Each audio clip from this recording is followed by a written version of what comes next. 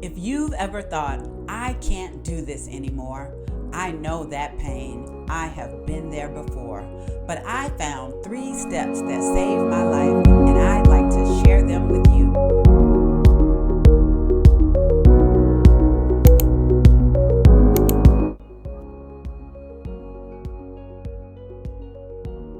Hi, I'm Valita Simpson, and today I'm sharing my mental health story and how I'm overcoming.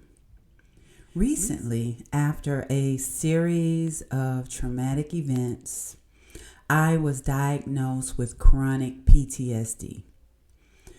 That was a new additional piece of my mental health story. You see, my story actually started 20 years ago, back in my early 30s. Shortly after a painful divorce, and it was just me and my 2-year-old daughter, and I was drowning in depression and anxiety. Back then, I remember thinking that I was just sad. But depression and anxiety, they are not moods. They are real medical conditions, and they require real respect. Fast forward to earlier this year, just days before my 55th birthday, I hit rock bottom.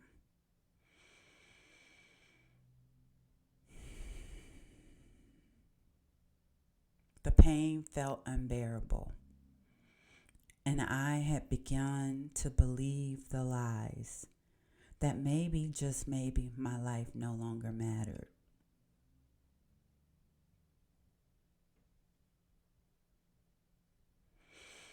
And in that darkest moment, I did the bravest thing I could think to do. Through hysterical tears, I blurted out loud to my husband, I don't want to live anymore. Wow. I said it. I got it out. I was having the thoughts internally. And in that moment, I got the help I needed. I was no longer fighting this battle by myself. I was able to release the shame. It no longer had grips on me. I felt relief. I was shocked, but thankful. And for the first time in a long time, hope felt possible. So let's consider the 3 things that I did that propelled me to overcome. Number 1, verbalize your truth out loud. Yep, that one wasn't hard to figure out. I told you already how I blurted it out to my husband. It's important to not to internalize it and to let it out. Don't keep your pain locked inside. Speak it to a friend, a loved one, or even a hotline. Saying it out loud saved my life because my voice overpowered the thoughts in my mind. And that action allowed me to get immediate help I needed.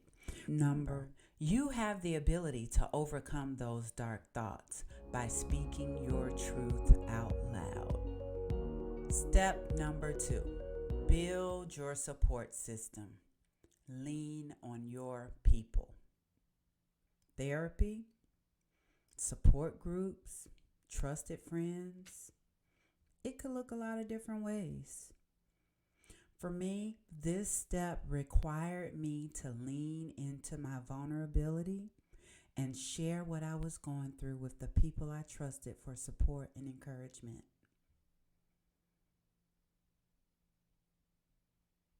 I shared what happened, how I told my husband, with some close, trusted loved ones. And it really made a difference. I also shared it with my therapist and my doctor. Absolutely, my prayer circle. I found that real support is like real medicine. And caring for your mental health the way you care for your physical is imperative. So lean into your support system and allow them the opportunity to support you.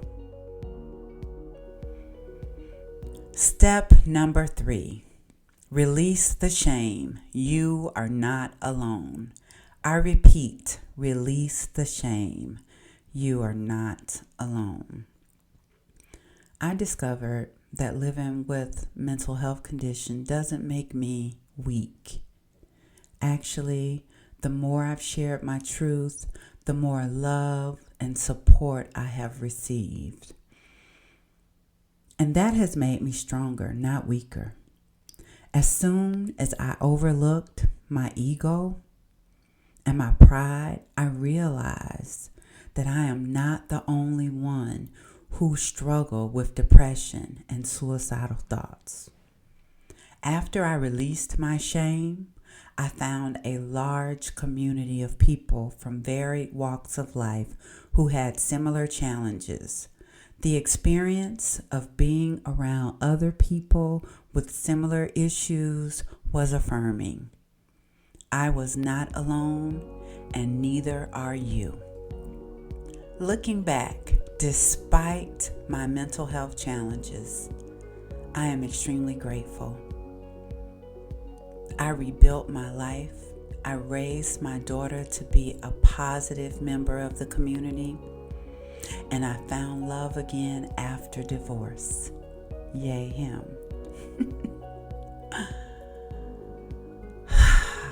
But life happens. And I learned to trust God and myself through it all. The moment I spoke up, the resources and the community I needed became available, and I released the shame, which is why I'm sharing my story with you. So if this message speaks to you, hit like, subscribe, and drop a comment. Let's normalize mental health conversations and silence the shame together. And remember, your voice matters, your life matters, you are never alone. Also, if life ever feels too heavy, call or text 988 in the U.S. or reach out to someone you trust. Help is always within reach. Check the description for more resources, and thank you for staying with me through the end of my first video. Next, I'll share more details of my recovery from chronic PTSD and suicidal thoughts. Until then, love, peace, and blessings. I'm out.